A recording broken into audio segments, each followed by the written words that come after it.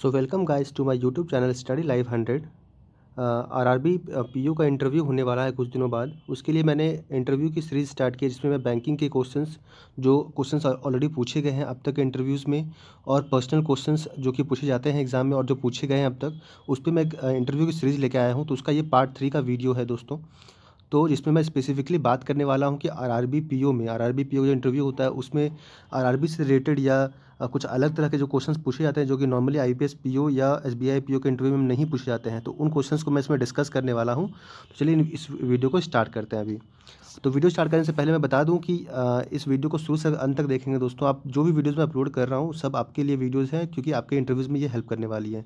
तो स्पेसिफिकली इस तरह के क्वेश्चन जो है ना आपके आरआरबी पीओ में पूछे जा सकते हैं, क्योंकि वो पूछे गए हैं ऑलरेडी, क्योंकि मैंने भी दिया था तो मुझे इस तरह के क्वेश्चन एनकाउंटर किए थे मैंने। तो चलिए स्टार्ट करते हैं अपनी वीडियो को। पहला देख लेते हैं। जब आप जब जाते हैं तो आपसे ये पूछा जाता है, बहुत सारे कैंडिडेट से पूछा भी गया था कि आप जिस स्टेट से बिलोंग करते हैं, जैसे कि लेट सपोज आप बिहार में इंटरव्यू देने गए हैं, ठीक है, या यूपी में इंटरव्यू देने गए हैं, तो आपसे पूछे जाएंगे कि हाँ बताइए आपके स्टेट में कौन कौन से आरआरबीज़ हैं अभी, ठीक है, और उन आरआरबीज़ का चेयरमैन कौन है या एमडी सीईओ कौन है, ठीक है। इस तरह के क्वेश्चन से पूछे जा सकते हैं। ये पूछ सकते हैं कि उन आरआरबीज़ का, जैसे कि दक्षिण बिहार ग्रामीण बैंक हो गया, उत्तर बिहार ग्रामीण बैंक हो गया, तो इसके स्पॉन्सर बैंक कौन से हैं। तो इससे क्वेश्चन बन जाता है कि स्पॉन्सर बैंक क्या होते हैं, आपको पता होना चाहिए स्पॉन्सर बैंक क्या होता है नहीं होता है, स्पॉन्सर बैंक का निर्माण क्यों किया गया है, मतलब स्पॉन्सर बैंक के ऑब्जेक्टिव्स किस तरह डिफरेंट होते हैं आरआरबीज़ के ऑब्जेक्टिव से। तो इस तरह क्वेश्चन आपको प्रिपेयर करना है। दूसरा क्वेश्चन देख लेते हैं। वो आपसे पूछ सकते हैं आरआरबी की क्या रिक्वायरमेंट है इंडिया में, मतलब आरआरबी क्यों बनाया गया, जब ऑलरेडी नेशनलाइज्ड बैंक थे ऑलरेडी, तो आरआरबी का निर्माण क्यों किया गया था, ठीक है। तो आपको मैं बता दूं कुछ कुछ छोटे छोटे पॉइंट्स में कि जैसे कि रूरल एरियाज़ के नीड्स के लिए आरआरबी का निर्माण किया गया, ऐसे बैंकिंग इंस्टीट्यूशंस बनाने के लिए ताकि वो रूरल एरियाज़ में कमर्शियल बैंक्स की तरह काम कर सके, इसके लिए बनाया गया।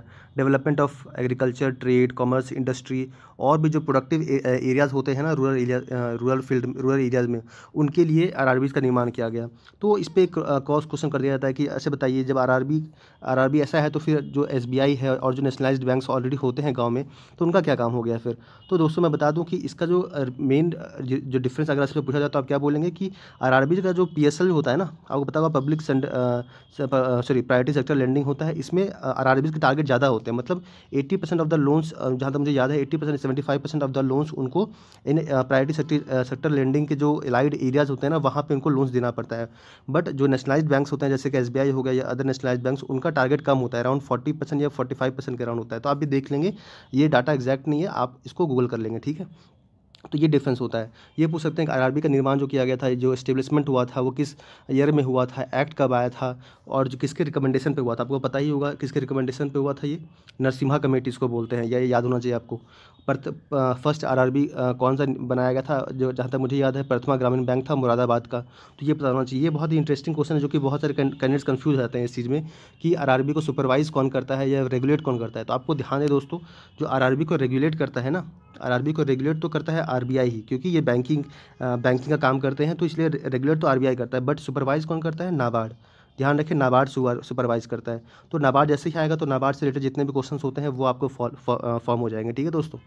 ये हो गया। अब आगे देखते हैं कौन से क्वेश्चन हैं। ये आपसे पूछ सकते हैं आरआरबी का ऑब्जेक्टिव क्या है, क्योंकि आरआरबी का इंटरव्यू देने जा रहे हैं तो डिफिनेटली पूछ सकते हैं ना कि बताइए रिजर्व रूरल बैंक्स का ऑब्जेक्टिव क्या होता है। तो आपको पता होना चाहिए। ये तीन पॉइंट्स मैंने बताए हुए हैं, तो इसको आप देख लेंगे आप, या फिर रिमेंबर कर लेंगे, आप गूगल भी कर सकते हैं। फिर आपको पूछ लेंगे कि आरआरबी का जो स्पॉन्सरशिप होता है वो कितना होता है। तो आपको पता होना चाहिए कि सेंट्रल का जो होता है वो 35% होता है, सेंट्रल का जो होता है वो 50% होता है, और स्टेट का होता है आपका 15% होता है, और जो स्पॉन्सर बैंक्स होते हैं ना वो 35% होता है। तो ये आपको डिस्ट्रीब्यूशन पता होना चाहिए। फंक्शंस ऑफ आरआरबी पता होना चाहिए। ऑब्जेक्टिव आरआरबी और फंक्शन ऑफ आरआरबी डिफरेंट होता है, तो इस चीज़ को ध्यान रखेंगे दोस्तों आप कि किस तरह अलग होता है। तो आप इन पॉइंट्स को पढ़ लेंगे जो मैंने यहाँ पे मेंशन किया है, ठीक है, कोई प्रॉब्लम वाली बात नहीं है। बाकी चीज़ें भी आप देख लेंगे।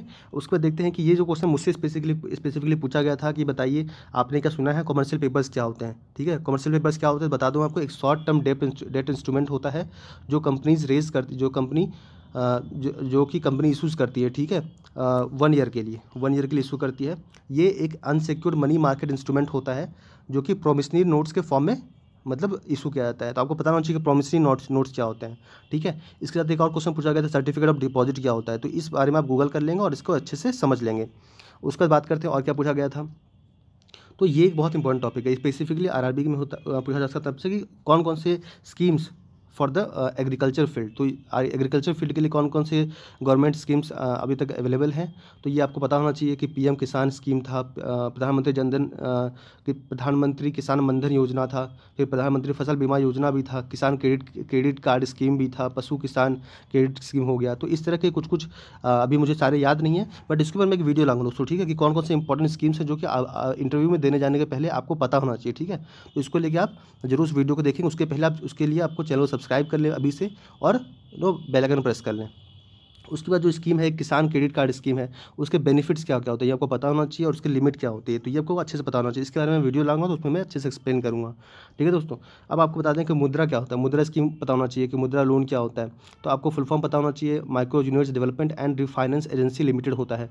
ये किस लिए बनाया गया था, for development of refinancing of micro units enterprise, जो कि माइक्रो यूनिट्स आपको पता है ना, एमएसएमई होता है। एमएसएमई जो होता है क्या होता है, माइक्रो स्मॉल मीडियम इंडस्ट्री। तो इसमें जो माइक्रो होता है ना, उसके लिए मुद्रा लोन को लाया गया था, ठीक है, उसके लिए मुद्रा लोन को लाया गया था। ये हो गया। अब उसके बाद है कि ये एक क्वेश्चन पूछा जाता है, बहुत सारे कैंडिडेट से पूछा भी गया है। तो ये क्वेश्चन जो है बहुत सारे कैंडिडेट से पूछा गया है कि आप बताइए आप जिस स्टेट में रह रहे हैं, ठीक है, तो उस स्टेट में जो फार्मर्स हैं उनको किस तरह की प्रॉब्लम्स फेस करनी पड़ रही है, ठीक है। तो ये ऑलमोस्ट सबको पता होना चाहिए। जैसे मैं आपको कुछ कुछ पॉइंट बता देता हूँ कौन कौन से नॉर्मल जो कॉमन प्रॉब्लम्स है वो फेस किए जाते हैं। जैसे कि जो कि आजकल जो लैंड है वो स्मॉल एंड फ्रैगमेंटेड हो गए हैं। फ्रैगमेंटेड क्या होता है इसको आप गूगल करेंगे, इसको मैं बताऊंगा नहीं क्योंकि वीडियो से बहुत लंबी हो जा रही है, ठीक है दोस्तों। आपको ये बताना चाहिए कि सीड्स का बहुत प्रॉब्लम होता है फार्मर्स को, साथ ही साथ इरीगेशन की भी प्रॉब्लम फेस करनी पड़ती है। तो ये आप अपने स्टेट वाइज देख लेंगे कि उनके स्पेसिफिक प्रॉब्लम्स क्या होते हैं। मैन्यूर्स एंड फर्टिलाइजर्स का भी प्रॉब्लम होता है। एक और इंपॉर्टेंट पॉइंट है जो कि प्रॉब्लम फेस करना पड़ता है, बहुत ही लिटिल और नो यूज़, मतलब बहुत ही मिनिमम यूज़ होता है मशीन्स का, मशीनरीज़ का। तो ये एक प्रॉब्लम है। वहीं एग्रीकल्चर मार्केटिंग का भी एक इशू होता है फार्मर्स के लिए। हाँ, इसके साथ मैं बता दूं आपको कि फार्मर जो अभी आपको पता ही हो, फार्मर बिल्स जो आया था, फार्मर बिल्स, इसको आप अच्छे से समझ के जाएंगे फार्मर बिल्स का कॉन्सेप्ट क्या था, कौन कौन से बिल्स इंट्रोड्यूस किए गए थे और प्रोटेस्ट क्यों हो रहा है, ये आपको पता होना चाहिए। तो आप, लेकिन आप यहाँ पे किसी की साइड नहीं लेंगे। आप ये नहीं कि गवर्नमेंट एंटी गवर्नमेंट जो कि होके बोलेंगे कुछ भी, ठीक है दोस्तों। तो फार्मर बिल्स के बारे में आप अच्छे से स्टडी करके जाएंगे, ये आपको पता होना चाहिए। इस और देख लेते हैं। हाँ, ये देख लेते हैं कि कौन कौन से ये आपको पता होना चाहिए खरीफ क्रॉप्स क्या होते हैं, रबी क्रॉप्स क्या होते हैं। ये बहुत ही कॉमन क्वेश्चन है जो कि ऑलमोस्ट पूछा जाता है। आपको मैं कुछ पॉइंट बता देता हूँ। खरीफ क्रॉप जो होता है ना, वो अप्रैल और मई के टाइम पे होता है, अप्रैल और मई के टाइम पे होता है, रेनी सीजन के टाइम पे। और रबी क्रॉप्स कब होता है दोस्तों, रबी क्रॉप्स आपका होता है जब मानसून एंड होता है, जो कि सितंबर और अक्टूबर का टाइम होता है। तो ये आपको पता होना चाहिए। और कुछ पॉइंट देख लेते हैं हम, कौन कौन से पॉइंट होते हैं। तो आपको पता है कि जो रबी क्रॉप्स है, एक मिनट दोस्तों, तो खरीफ में कौन कौन से क्रॉप आते हैं आपको पता होना चाहिए। राइस होता है, खरीफ में राइस आता है, मेज आता है, मेज हो गया, कॉटन हो गया, ज्वार हो गया, बाजरा हो गया। तो ये खरीफ क्रॉप्स में आते हैं। रबी क्रॉप्स में कौन कौन से आते हैं, वीट हो गया, वीट, पीज, आपका ग्राम मतलब चने जो हो गए वो आते हैं आपके, बार्ली आता है। ये तो आपको खरीफ रबी क्रॉप्स में आता है। और कुछ बता दूं कि जो खरीफ क्रॉप्स में होता है ना, they require lot of water and hot weather to grow. वही रबी क्रॉप्स का जो होता है क्लाइमेट जो होता है ना, वो थोड़ा वार्म क्लाइमेट, थोड़ा कोल्ड क्लाइमेट होने से भी उनका काम चल जाता है। तो रबी क्रॉप्स की ये होती है कैरेक्टरिस्टिक्स। तो ये आपको बताना चाहिए। चलिए मैं अगली वीडियो बना के लाता हूँ दोस्तों, क्योंकि ये वीडियो थोड़ी लंबी हो गई है, 8 मिनट का वीडियो हो चुका है। तो इसका मैं पार्ट जो 4 लेकर आता हूँ आपके लिए, ताकि आप उस वीडियो को अच्छे से देखें। तो चैनल को सब्सक्राइब कर ले दोस्तों, मिलते हैं अगली वीडियो में।